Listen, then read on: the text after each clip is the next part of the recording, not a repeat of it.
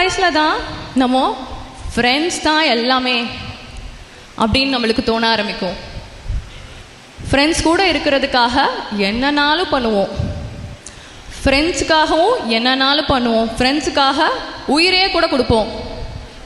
இங்கே இருக்கிறதுல எத்தனை பேர் மஞ்சுமோல் பாய்ஸ் படம் பற்றி கேள்விப்பட்டிருக்கீங்களா, பார்த்துருக்கீங்களா? அந்த படம் இப்போ சூப்பர் டூப்பர் ஹிட்டாக இருக்கே, ஏன் தெரியுமா? ஏன்னா உங்களை மாதிரி காலேஜ் ஸ்டூடெண்ட்ஸ்னால தான், உங்களை மாதிரி இருக்கிற காலேஜ் ஸ்டூடெண்ட்ஸோட மைண்ட் செட்னால தான் இப்போ அந்த படம் சூப்பர் டூப்பர் ஹிட் ஆயிருக்கு. ஃப்ரெண்ட்ஸ் தான் எல்லாமே, ஃப்ரெண்ட்ஸுக்காக என்னன்னாலும் பண்ணலாம், ஃப்ரெண்ட்ஸுக்காக உயிரை கூட கொடுக்கலாம் அப்படின்னு. ஸோ அப்படி இந்த வயசில் நம்ம நினைக்கிறதெல்லாம் ரொம்ப காமன் தான். இப்போ இன்னைக்கு காலையிலே நம்ம வந்து காலேஜ்க்கு கிளம்பி வருவோம். அப்போ நம்ம கூட இருக்க மற்ற ஃப்ரெண்ட்ஸ் எல்லாம் நம்மக்கிட்ட, ஏண்டி இன்னைக்கு படத்துக்கு போகலாமா காலேஜை கட் பண்ணிட்டு அப்படின்னு கேட்குறாங்க. நம்ம என்ன பண்ணுவோம்?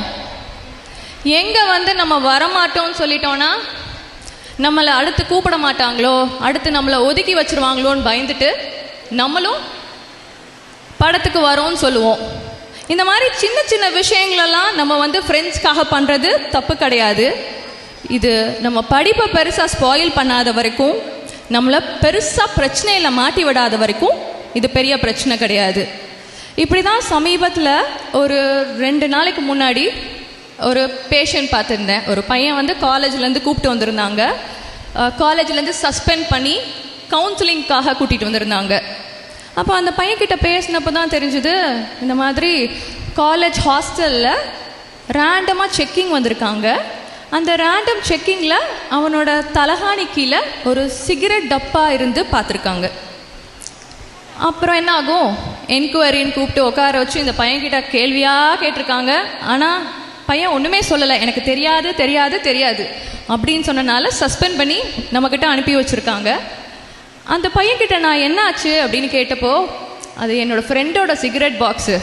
எங்கே நான் போய் உண்மையை சொல்லிட்டேன்னா அப்புறம் வந்து என் ஃப்ரெண்ட்ஸ் யாருமே என்னை சேர்த்துக்க மாட்டாங்க, அப்புறம் வந்து இப்படி போயிருக்கானேன்னு சொல்லி என்னை ஒதுக்கி வச்சுருவாங்க அப்படின்னு சொல்லிட்டு தான் நான் சொல்லலை அப்படின்னு சொல்லி சொன்னான். இப்படி தான் நம்ம வந்து ஃப்ரெண்ட்ஸுக்காகன்னு சொல்லிட்டு நிறைய பெரிய ப்ராப்ளம்ஸில் போய் மாட்டிட்டு, இப்போ அந்த பையனை பாருங்களேன், அடுத்து படிக்க முடியுமா, அடுத்து நம்மளால் காலேஜுக்கு போக முடியுமா அப்படின்னு இருக்கான்.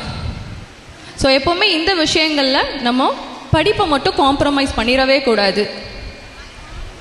அடுத்தது